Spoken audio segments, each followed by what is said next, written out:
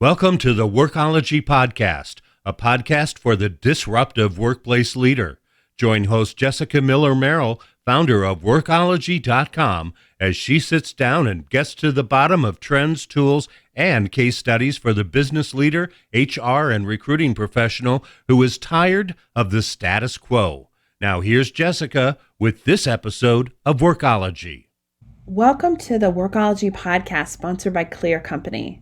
As HR leaders, we want to understand how we can best support and engage our employees. One tricky area is health improvement. It's hard to walk the fine line between encouragement and demotivation with company policy or annual employee benefits enrollment and some of the health screenings and those kind of topics. We're always looking for advice and ways to be supportive of our employees as they work to become a healthier and better version of themselves. Today, I'm joined by Jay Murphy. She's a motivational educator. Jay lost over 200 pounds and started an amazing community where she inspires others to take control of their health.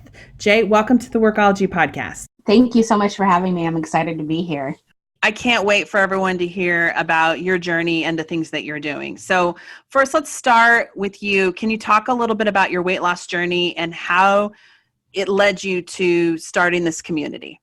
Sure. So in 2016, I was at my highest weight.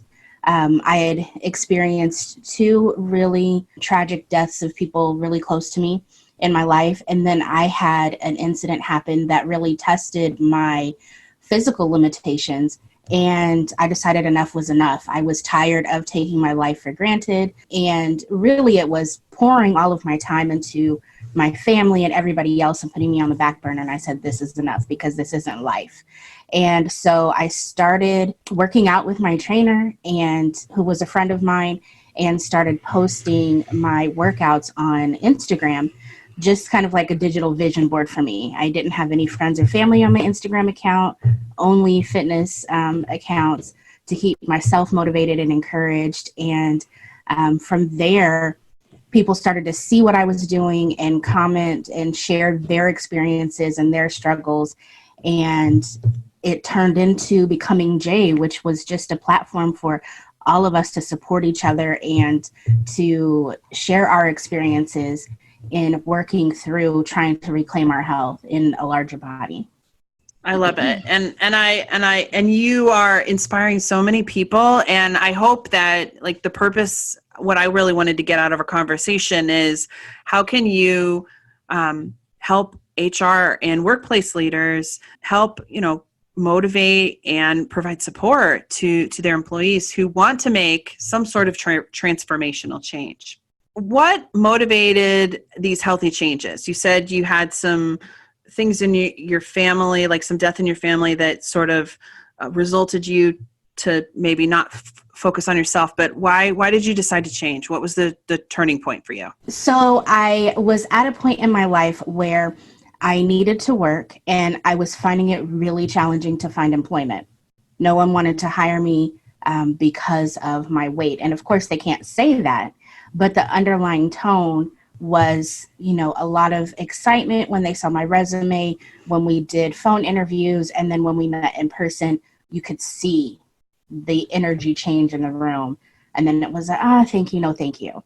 And having conversations with friends that work in HR or, our hiring managers, it came back to the same thing, which was, you're seen as a liability because of your weight. So between that and then I fell outside one day and I could not get up. And two gentlemen came to help me and said, well, if you don't trust us to help you get up, then we can call an ambulance. And I said, this isn't living. I can't provide for my family. Now I can't even pick my own self up, literally. So something has to change. So once you made that decision to change, you got a friend who's a trainer.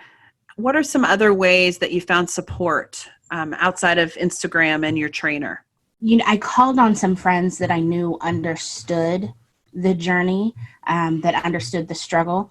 It was really difficult because when you are a chronic dieter, when this is kind of your life journey, friends and family get used to hearing you say, I started at the gym and can tend to be a little bit dismissive, or, not empathetic in regards to what that looks like in making those changes. But I found a great group of friends. I ended up having a training partner, and she really became just a monumental force of support for me, holding each other accountable, having that person that understood, like, I'm sitting here feeling like I'm about to die in this workout, wanting to go home, but no, we've got this. Let's go. You can do this.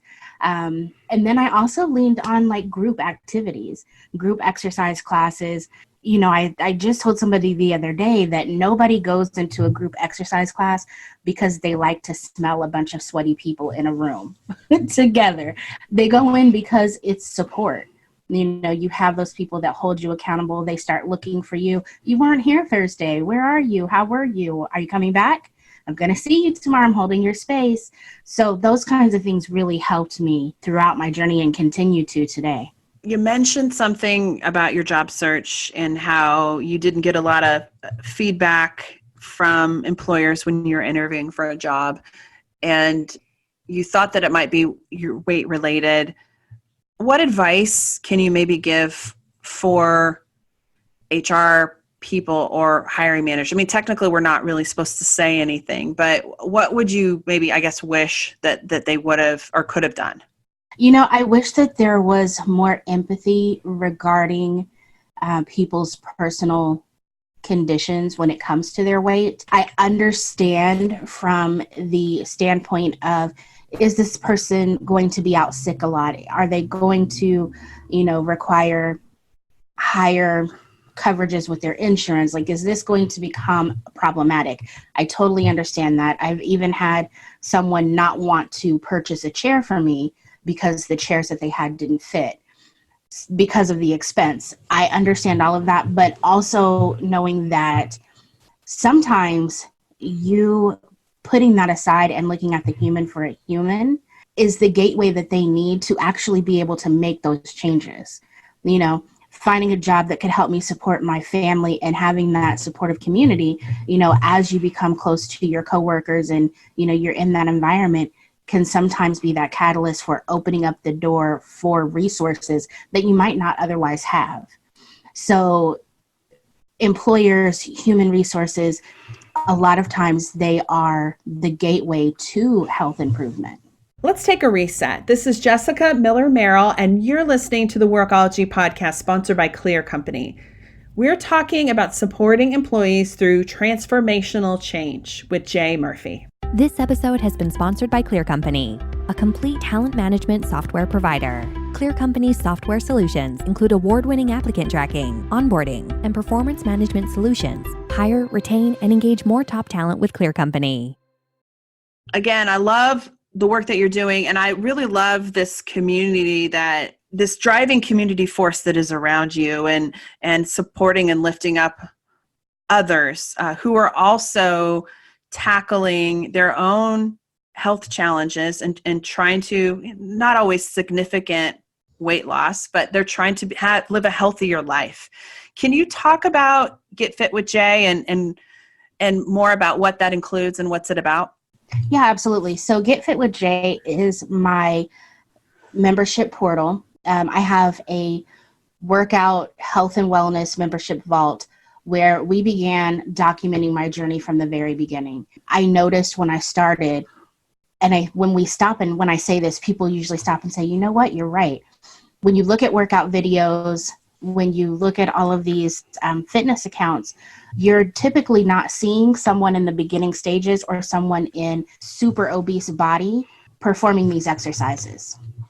And so that becomes a logistical problem when your body doesn't bend that way, or you can't step that high, or whatever the case may be. And it can be very defeating. It just can completely discourage you from moving forward. So I decided when I started this that I wanted to document what this looked like in real time and provide that example and encouragement for other people. So I started sharing the videos. I started sharing how to modify certain exercises, things that people never thought that they could do, showing how you could actually do it no matter what your body situation is, no matter what your mobility is, and whether it's that you have an extra 200 pounds or whether it's you have an extra 50 pounds but a bad hip. And so I put that in the membership. And we also do a lot of inner work, because as you start to lose the weight, you always go into it thinking that this is about the physical weight, and then you realize that there's a bunch of emotional and mental weight that sheds at the same time. So we work on that stuff. We work on recipes and healthy swaps, because I truly believe that to make it a lifestyle change, you have to enjoy what you're doing, and you have to be able to do it long term. So nobody wants to eat unseasoned chicken and broccoli for the rest of their lives. Like, come on now. So I made it my mission to find ways to create foods that are in alignment with my goals, but that I can still enjoy, because we're a culture that's based around enjoying our meals, you know? And the only time that's taboo is if your body seems to be larger than average. For the most part, everybody loves to eat. They love good food. So I wanted to put that out there and provide that resource, because I saw that that was missing in the community. I think this has resonated with a lot of people who aren't that, perfect size, or the size, not the perfect size, but the size that other people or the media or whoever sort of expect everyone to be. I mean, I'm not that perfect size, and nor do I ever think I will be, and that's okay. How do you think that having a community like this, or a role models who don't fit in kind of like that Vogue cover model, who are going through transformational change like this, how do you think it helps you and like the community that you are all supporting each other together? So when I very first started, I had a young lady reach out to me, and she said, "I look just like you. I'm your same height. I look like I weigh the same, and I can't believe you're doing that. I never thought that I would be able to do that. Thank you so much." And in that moment, I realized I felt like that. And if she felt like that, how many other people were sitting at home feeling alone and isolated, and felt like no one understood and they needed an example. And what I've learned in doing this is that there are so many people sitting in silence, feeling unheard, unseen, not appreciated, not worthy, not enough. And this helps them realize how powerful and worthy and amazing they are. And for me, that just gives me life. There is no better feeling in the world to me than to hear someone say, "Thank you so much for sharing this. I have been all alone, and now I feel like somebody understands me, and I feel like I can do this." I think that's the real power in everything that you're doing. It's giving people a role model that is just like them. Yeah. So maybe it's not someone who, maybe their transformational change isn't weight, but it's something else. It could be addiction, or it could be trying something new, or getting over anxiety. Where should they start? Like they know they need to make a change. What do you recommend? My recommendation is always to ask yourself, what do you really want, and why do you want it? I think those are the two most important questions to be able to answer first. All of the other logistics don't matter if you are not really clear on what you want and why you want it. And you have to get really, really honest with yourself, because a lot of times we throw out the what we want. I want to lose weight because I think my life will be better. But that's really a surface level answer, right?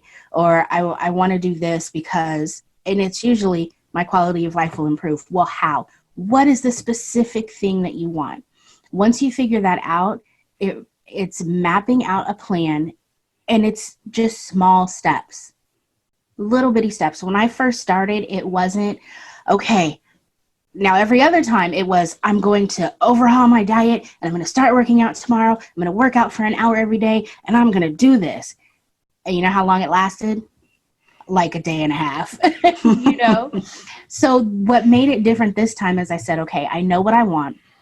I want to live a life that's unrestricted. I want no restrictions on my life. I want to be able to go to the amusement park with my kids and ride on the rides if I want. I'm terrified of heights. We'll probably never do it, but I want the option, right? Mm-hmm. I want the option to be able to do anything that I want and my physical body not be my limitation. How do I achieve that? And I knew diet and exercise were those two components that needed to shift for me. Instead of tackling them both, I said, one meal, one portion of my meal. What can I change? And so for me, that was dessert. I always loved dessert with my family. And so how can I improve that? So take a yogurt cup with fruit, crumble a graham cracker on top. It tastes like cheesecake. So I could still enjoy my food. Everything else was the same. And I made that one change and I got used to that one change. And then I stacked another habit on top of that. And then I stacked another habit on top of that. And that's really all it's about. That first step is always the most difficult. And once you get that ball rolling and get into that momentum and you remember why you are doing these things, is this going to be in alignment with my goals? Yes or no? And if it's not, is it worth it to continue to do it? If it's not, don't do it. Make a different decision. Just one little decision. What goal are you working on right now, like personally and professionally? What's next? Professionally, I want to help as many women as possible. I'm really working on opening up the door and removing the stigma that exists between those of us in larger bodies and our friends and family that love us, because I feel like we are so much more alike than we are not alike. But when you don't understand each other's journeys, it's really hard to come together and see that.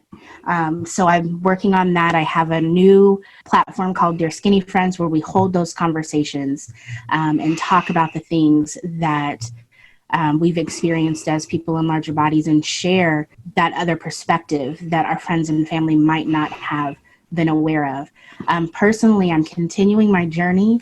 I still have a ways to go to have a completely unrestricted life, but I'm really working on my emotional health and healing as I'm working on my physical health and healing, because I've learned how important those things tie together in being able to be successful long-term, you know, and every day I learn something new about myself, and it's really kind of exciting. What I love about you is that you're willing to share the journey so openly. And I think a lot of people who are listening to the podcast, that might not be the way that they live, you know? Was that scary for you to make that decision to do that and to be so open? How did you get over that? Yes and no. I say no because I was really comfortable doing it on the platform that I chose. But I say yes because I chose that platform because I didn't want anybody else to see me. I had no idea that what happened was going to happen. And so that was my safe space. And as things shifted and grew, and I realized that this was growing bigger than I had ever imagined, I had to have this conversation with the other people in my life that had no idea that this was going on.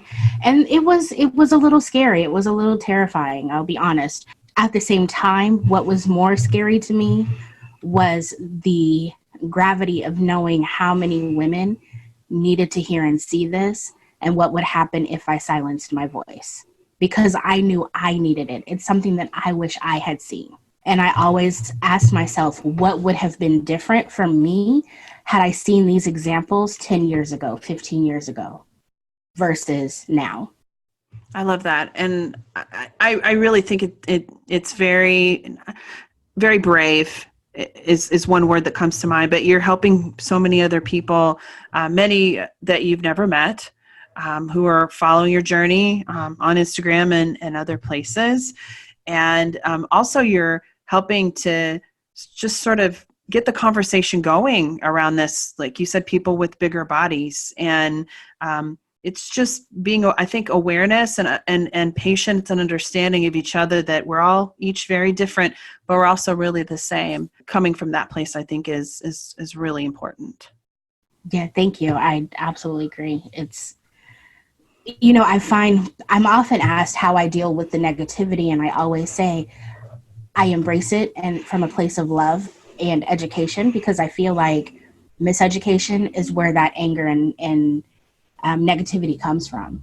As soon as we have a better understanding of each other, there's so much healing that can happen. What do you think employers can do to be more in support of their employees who are going through some sort of personal transformation, whether it's weight loss, healthy living, I mean, all of the above? Any thoughts on how they can help be more supportive? I think the starting point is to treat these transformations just like you would treat any other major life change.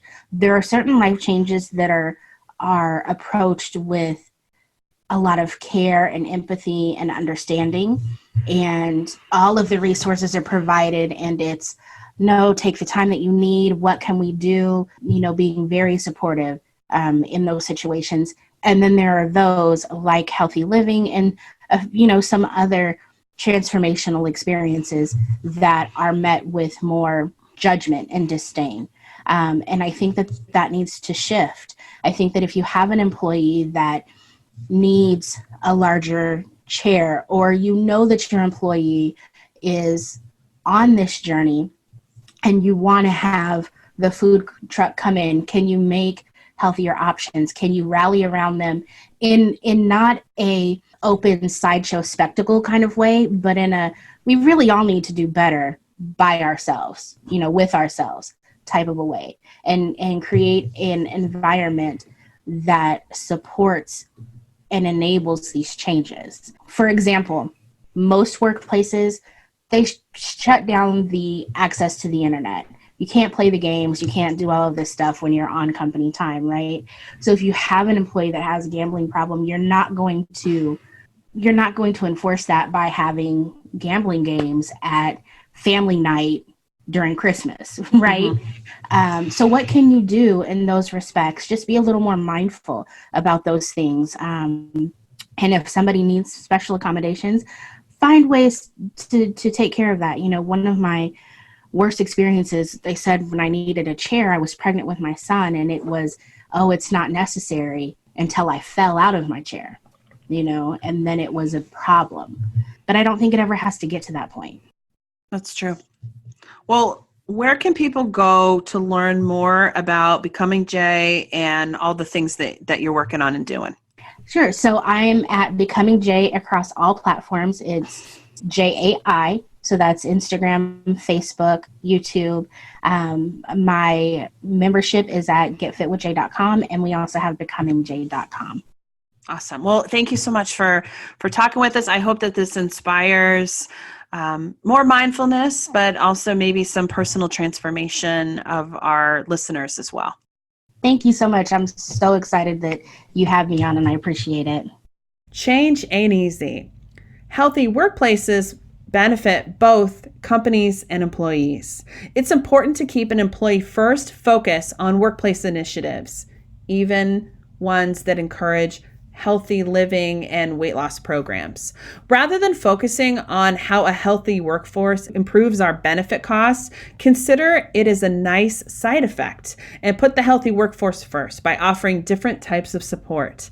Healthy employees tend to be happier and more productive, but not everyone responds to fitness challenges in the same way. I appreciate getting Jay's perspective on some unique ways we can support personal change. And what she's doing is resonating with people. She has over 120,000 Instagram followers on Becoming Jay. And the work that she is doing and the conversations that she's having and how she's just changing the mindset and starting this conversation is amazing. And I love that I had the opportunity to speak with her. Thank you for joining the Workology podcast, sponsored by Clear Company. This podcast is for the disruptive workplace leader who's tired of the status quo. This is Jessica Miller Merrill. Until next time, visit workology.com to listen to all our previous Workology podcast episodes.